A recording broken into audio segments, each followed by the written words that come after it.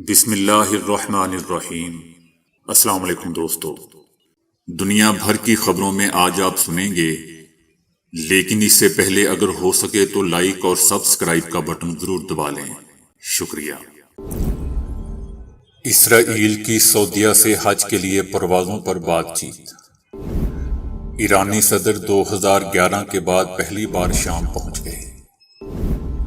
P T I کا 14 مئی کو election کے لیے سپریم کورٹ سے رجوع۔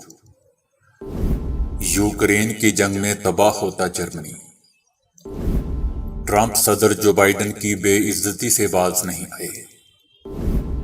کانگریس رہنما کے درخت میں چھپائے گئے 1 کروڑ روپے۔ میڈیا کوہلی گمبھیر کی لڑائی منظر عام پر لے آیا۔ روسی فضائیہ نے 24 گھنٹے میں یوکرین کے 3 لڑاکا طیارے مار گرائے۔ کیا فیس بک ختم ہونے والا ہے؟ تو آئیے چلتے ہیں تفسیر کی جانب۔ اسرائیل نے انکشاف کیا ہے کہ وہ سعودی عرب کے لیے ممکنہ براہ راست حج پروازوں کے لیے بات چیت کر رہا ہے۔ حج کی براہ راست پروازوں کے لیے سعودی عرب کو درخواست جمع کروائی ہے، تاہم ابھی یہ مسئلہ زیر بحث ہے اور ابھی یہ نہیں بتایا جا سکتا کہ کیا کوئی پیش رفت ہوئی ہے یا نہیں۔ اگر سعودی عرب کی جانب سے اسرائیل کو حج کے لیے براہ راست پروازوں کی اجازت مل جاتی ہے تو یہ پروازیں آئندہ ماہ جون سے اگست تک فعال ہو جائیں گی اور اس سے اسرائیل میں رہنے والے 18% مسلم آبادی کو فائدہ پہنچے گا۔ یاد رہے دوستوں کہ سابق اسرائیلی وزیر اعظم یائر لپیڈ نے بھی گزشتہ سال سعودی عرب سے حج کی براہ راست پروازوں کے لیے درخواست کی تھی، جبکہ امریکی حکام کا بھی کہنا ہے کہ ممکنہ طور پر اسرائیل کو براہ راست پروازوں کی اجازت مل جائے گی۔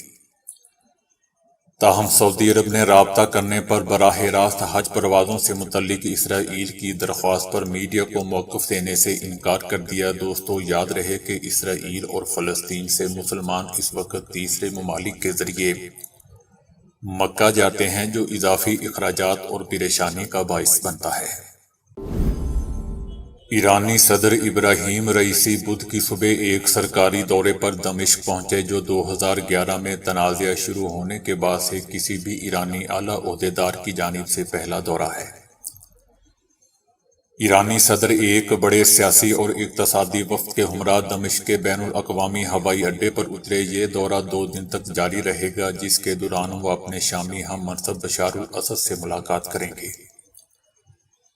اس دورے میں متعدد نئے معاہدوں پر دستخط بھی کیے جائیں گے۔ ایرانی صدر اس دوران دمشق کے کئی علاقوں کا دورہ بھی کریں گے۔ ایرانی صدر ابراہیم رئیسی کی شام آمد سفارت خانے کے آس پاس تیاریاں شروع کر دی گئی تھیں۔ سفارت خانے کے ارد گرد جنگ کے آغاز سے کھڑی لوہے اور کنکریٹ کی بڑی رکاوٹیں بھی ہٹا دی گئی ہیں۔ ایران کا کہنا ہے کہ بشار الاسد کی دعوت پر ہونے والا یہ دورہ دونوں ممالک کے لیے اہمیت کا حامل ہے اور اس کا مقصد اقتصادی ہے۔ 12 سال سے زائد عرصے میں کسی بھی ایرانی صدر کا یہ پہلا دورہ ہے۔ دونوں ممالک نے گزشتہ سالوں کے دوران کئی شعبوں میں 2 طرفہ معاہدوں پر دستخط کیے ہیں۔ بشار الاسد نے گزشتہ سالوں میں 2 مرتبہ عوامی سطح پر ایران کا دورہ کیا تھا، جس کے دوران انہوں نے رئیسی اور سپریم لیڈر علی خامنہ ای سے بھی ملاقات کی تھی۔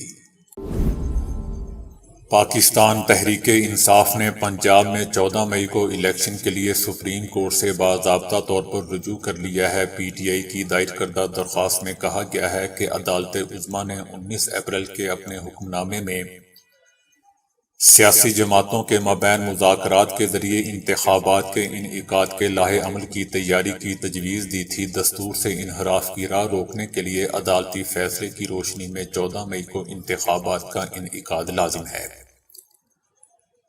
درخواست میں سپریم کورٹ کو مذاکراتی عمل سے آگاہ کرتے ہوئے کہا گیا ہے کہ تحریک انصاف اور پی ڈی ایم اتحاد کی مذاکراتی ٹیموں نے پوری نیک نیتی سے بات چیت کی۔ اس بات چیت کے نتیجے میں فریقین کے مابین 3 نکات پر اتفاق رائے ہوا۔ فریقین متفقہ طور پر سمجھتے ہیں کہ سیاسی جماعتوں کے مابین مذاکرات اہم ہیں اور تمام سیاسی تنازعات کا حل سیاسی جماعتوں کے پاس ہے۔ فریقین کے مابین اتفاق ہوا کہ بات چیت کو تاخیری حربے کے طور پر استعمال نہیں کیا جائے گا۔ درخواست میں مزید کہا گیا ہے کہ معزز عدالت پنجاب کے انتخابات کے لیے 14 مئی کی تاریخ مقرر کر چکی ہے۔ اس تاریخ کو انتخابات کا انعقاد آئینی تقاضا ہے جسے فریقین کی رائے سے بدلنا ممکن نہیں۔ تحریک انصاف ایک ہی روز انتخابات کے لیے تیار ہے بشرطے کہ قومی سندھ اور بلوچستان کی اسمبلیوں کو 14 مئی یا اس سے پہلے تحلیل کر دیا جائے، اور قومی اور چاروں صوبائی اسمبلیوں کے انتخابات تینوں اسمبلیوں کی تحلیل کے 60 دن کے اندر یعنی جولائی کے دوسرے ہفتے میں کروائے جائیں۔ درخواست میں کہا گیا ہے کہ پی ڈی ایم اتحاد نے ہماری ان تجاویز سے اتفاق نہیں کیا۔ پی ڈی ایم اتحاد کے مطابق قومی سندھ اور بلوچستان کی صوبائی اسمبلیاں 30 جولائی کو تحلیل کی جائیں گی۔ پی ڈی ایم کے مطابق قومی اور صوبائی اسمبلیوں کے انتخابات اسمبلیوں کی تحلیل کے 90 روز کے اندر بیک وقت اکتوبر کے پہلے ہفتے میں منعقد ہوں گے۔ آئینی ترمیم پر بھی دونوں جماعتوں میں اتفاق رائے کا فقدان ہے، چنانچہ معزز عدالت پنجاب میں انتخابات کے حوالے سے اپنے 4 اپریل کے حکم نامے کا نفاذ کا اہتمام کرے۔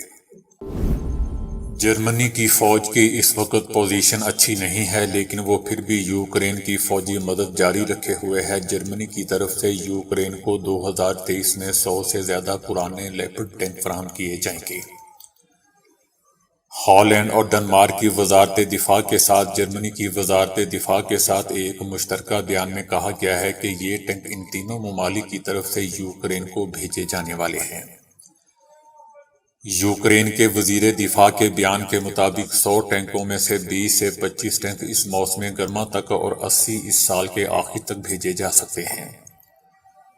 تقریباً 100 سے زائد فوجی ساز و سامان اور آلات 2024 تک یوکرین بھیجے جائیں گے۔ یہ ممالک یوکرین کو ٹینک کے ساتھ کام کرنے کی ٹریننگ بھی دیں گے۔ امریکی صدر ٹرمپ جو اپنے ناقدین اور مخالفین کو توہین آمیز لقب دے کر ان کی بے عزتی کے عادی ہیں، اس بار اپنے انتخابی حریف کو ایک نیا لقب دے دیا۔ سابق صدر ٹرمپ جو اپنے مخالفین کے خلاف طنزیہ زبان اور توہین آمیز الفاظ استعمال کرنے کے عادی ہیں، جمعے کے روز صدر جو بائیڈن کو نیا لقب دے دیا۔ ٹرمپ نے ایک انتخابی تقریر میں کہا کہ وہ جو بائیڈن کے لیے چال باز کا لقب استعمال کرنا چاہتے ہیں۔ انہوں نے یہ خطاب پہلی بار 2016 میں اپنے انتخابی حریف ہیلری کلنٹن کے لیے بھی استعمال کیا تھا،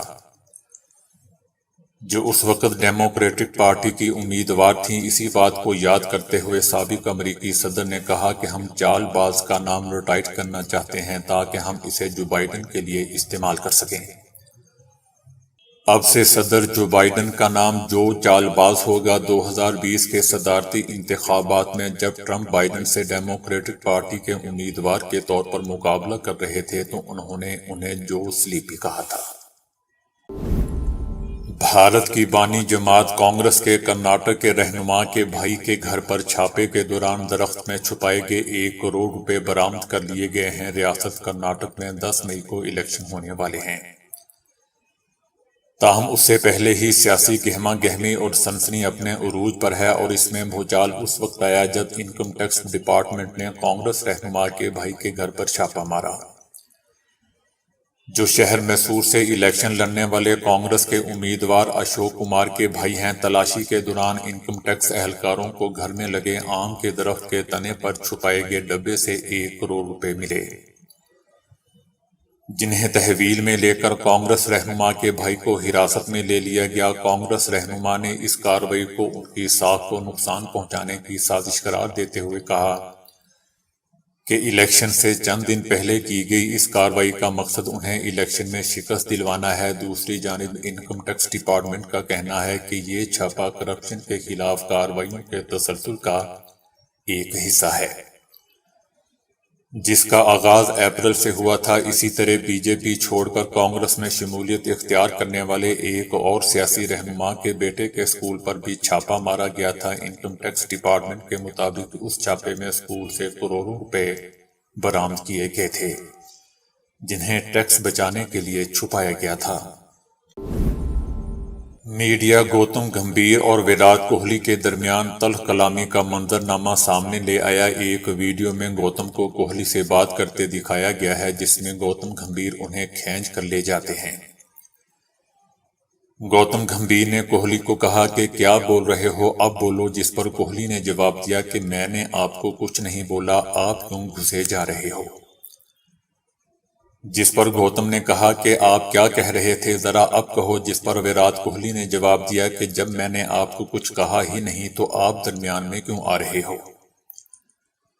گوتم نے جواب دیا، تو نے اگر میرے کھلاڑی کو گالی دی تو مطلب تم نے میری فیملی کو گالی دی، جس پر کوہلی نے جواب دیا تو پھر آپ اپنے خاندان یا اپنی فیملی کو سنبھال کر رکھیں۔ ساتھی کھلاڑیوں کی جانب سے کوہلی کو الگ کرنے پر گمبھیر گوتم نے جواب دیا کہ اب تو مجھے سکھائے گا؟ تاہم امپائرز اور ساتھی کرکٹرز نے بیچ بچاؤ کروا دیا۔ میچ کے آخر میں بھی دونوں ٹیموں کے کھلاڑیوں کے آپس میں ہاتھ ملانے کے دوران نوین الحق نے ویرات کوہلی کا ہاتھ جھٹک دیا، جس پر تمام بھارتی کرکٹر غصے میں آ گئے۔ روس نے گزشتہ 24 گھنٹے میں یوکرین کے 3 فوجی طیاروں کو مار گرایا ہے، جبکہ اس نے یوکرین پر بڑے پیمانے پر میزائل حملے جاری رکھے ہوئے ہیں۔ یوکرین کے لڑاکا طیاروں کو عوامی جمہوریہ ڈونیٹسک کی بستیوں کے قریب مار گرایا گیا۔ روسی افواج نے گزشتہ روز یوکرین کے متعدد علاقوں میں درجنوں فوجیوں، ہتھیاروں اور ساز و سامان کو ذخیرہ کرنے والے فوجی مقامات اور گولہ بارود کے ڈپو کو نشانہ بنایا تھا اور تباہ کر دیا تھا۔ روس کی جانب سے یہ اعلان روس کے اس بیان کے ایک روز بعد سامنے آیا ہے، جس میں کہا گیا تھا کہ اس نے یوکرین میں فوجی ٹھکانوں جیسا کہ گولہ بارود کی فیکٹریوں اور ہتھیاروں کے ڈپو کو نشانہ بنانے کے لیے رات کے میزائل حملے کیے ہیں اور حملے کے مقاصد حاصل کر لیے گئے ہیں، تاہم روس نے اپنے دعوے کے حق میں کوئی ثبوت فراہم نہیں کیا۔ پاکستان میں فیس بک کے 5 کروڑ صارفین ہے۔ فیس بک یوٹیوب کے بعد خبروں کے حصول کا مقبول ترین ذریعہ ہے۔ فیس بک کی کامیابی کے بعد دیگر سوشل میڈیا ایپلیکیشن بھی سامنے آئیں جو انتہائی مقبول ہوئیں، جس میں تصاویر اور ویڈیو شیئرنگ ایپلیکیشن انسٹاگرام ہے، جو کہ فالوورز کے ساتھ تصاویر اور ویڈیو شیئر کرنے کے لیے بہترین ہے۔ ایسا ہی ایک اور پلیٹ فارم ٹک ٹاک ہے، جو نسبتاً نیا ہے اور حالیہ چند برسوں میں تیزی سے مقبول ہو رہا ہے۔ یہ اب دنیا بھر میں اپنے 50 کروڑ ماہانہ فعال صارفین کے ساتھ دنیا کا مقبول ترین سوشل میڈیا پلیٹ فارم ہے۔ فیس بک کافی عرصے سے دوستوں مقبول ترین سوشل میڈیا پلیٹ فارم ہے، تاہم یہ آہستہ آہستہ اپنا مقام کھو رہا ہے۔ اگرچہ سال 2020 تک اس کے خاتمے کی پیش گوئی کی گئی تھی، لیکن آج ہم 2023 میں موجود ہیں اور فیس بک ایپ اب بھی زندہ ہے۔ بہت سے لوگوں کا خیال ہے کہ ایک ایسا دن آئے گا جب فیس بک مکمل طور پر ختم ہو جائے گی، لیکن فیس بک کے اعداد و شمار سے ظاہر ہوتا ہے کہ یہ ایپلیکیشن اس وقت بہترین کام کر رہی ہے۔ 30 سال سے زائد عمر کے افراد سے اگر موازنہ کیا جائے تو نوعمر افراد فیس بک کم استعمال کرتے ہیں اور اس پر پوسٹ بھی کم کرتے ہیں۔ اس عدم مقبولیت کی بہت سی وجوہات ہیں، جن میں صارف کی عدم دلچسپی سے لے کر رازداری کے حوالے سے خدشات شامل ہیں۔ بہت سے صارفین اس ایپلیکیشن سے بیزار ہو چکے ہیں اور وہ کسی نئی اور دلچسپ چیز کی تلاش میں ہے۔ بہت سے صارفین فیس بک ایپ میں سپانسرڈ مواد اور اشتہارات کی بڑھتی ہوئی تعداد کی وجہ سے بھی پریشان ہو چکے ہیں۔ ٹک ٹاک ویڈیوز کی دنیا میں غالب ہے۔ فیس بک سمیت دیگر ایپس اس معاملے میں ٹک ٹاک کا مقابلہ نہیں کر سکتی۔ اگر آپ کم عمر افراد تک رسائی حاصل کرنا چاہتے ہیں تو ٹک ٹاک آپ کے لیے بہترین انتخاب ہے۔ دوسری جانب اگر آپ بالغ افراد تک رسائی حاصل کرنے کے خواہش مند ہیں تو انسٹاگرام آپ کا بہترین انتخاب ہو سکتا ہے۔ مزید یہ کہ اگر آپ کسی ایسے پلیٹ فارم کی تلاش میں ہیں جہاں آپ کو تمام عمر کے افراد ملیں تو اس کے لیے فیس بک بہترین پلیٹ فارم ثابت ہو سکتا ہے۔ فیس بک کو مردہ قرار دینا قبل از وقت ہوگا، تاہم کچھ دیگر پلیٹ فارم کی طرح اس کا عروج اور زوال بھی آئے گا، اور ایک ایسا دن بھی ہوگا جب فیس بک مکمل طور پر ہماری زندگیوں سے غائب ہو جائے گی۔ امریکہ بھر میں غریبوں کے لیے انتہائی کم قیمت پر کپڑے اور اشیائے ضرورت فراہم کرنے والے اسٹور ہوتے ہیں، جہاں اکثر سامان عطیے کی صورت میں موصول ہوتا ہے۔ لیکن گڈ ول اسٹور کی ایک ملازمہ نے جب عطیہ کردہ کپڑے کھولے تو ان میں $100 کے بہت سارے نوٹ تھے، جو مجموعی طور پر $42,000 کے لگ بھگ تھے۔ ملازمہ نے دیکھا کہ 2 سویٹرز کے درمیان کچھ لپٹا ہوا ہے۔ پہلے اس نے سوچا کہ شاید اس میں کتابیں ہوں گی، لیکن اس میں سے ہزاروں ڈالرز کی رقم برآمد ہوئی۔ پھر اسے خیال آیا کہ شاید یہ جعلی نوٹ ہوں گے، لیکن وہ اصل رقم تھی۔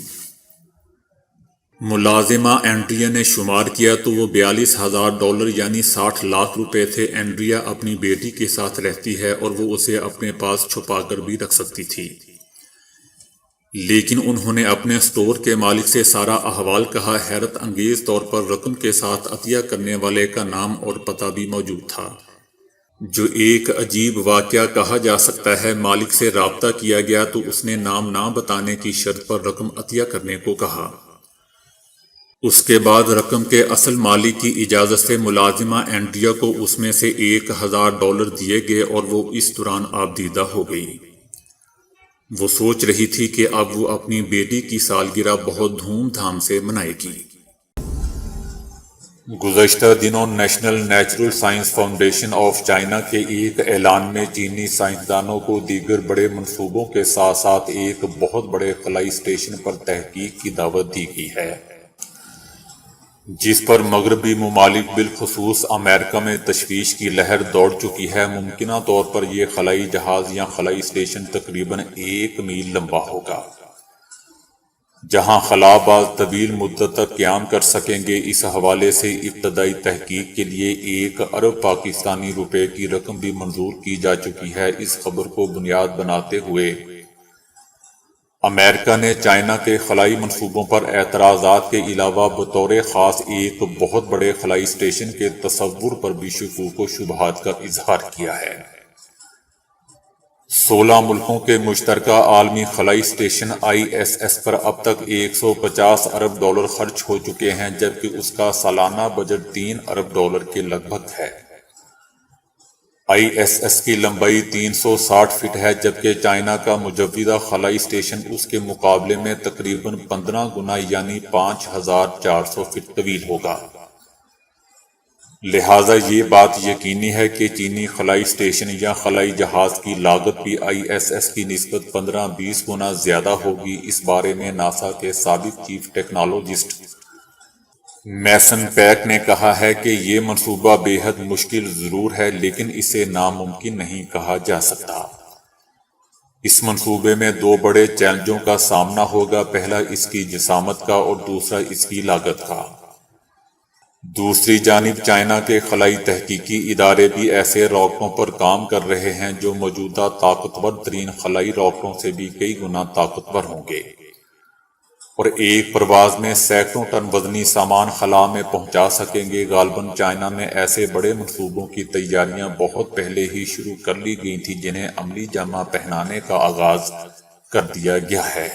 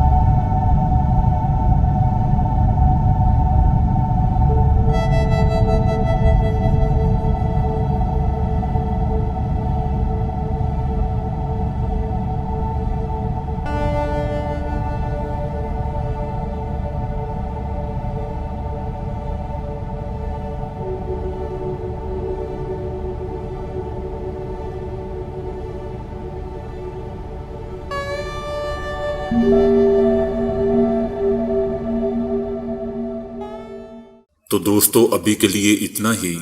ویڈیو کو لائک اور شیئر کرنے کا بہت بہت شکریہ۔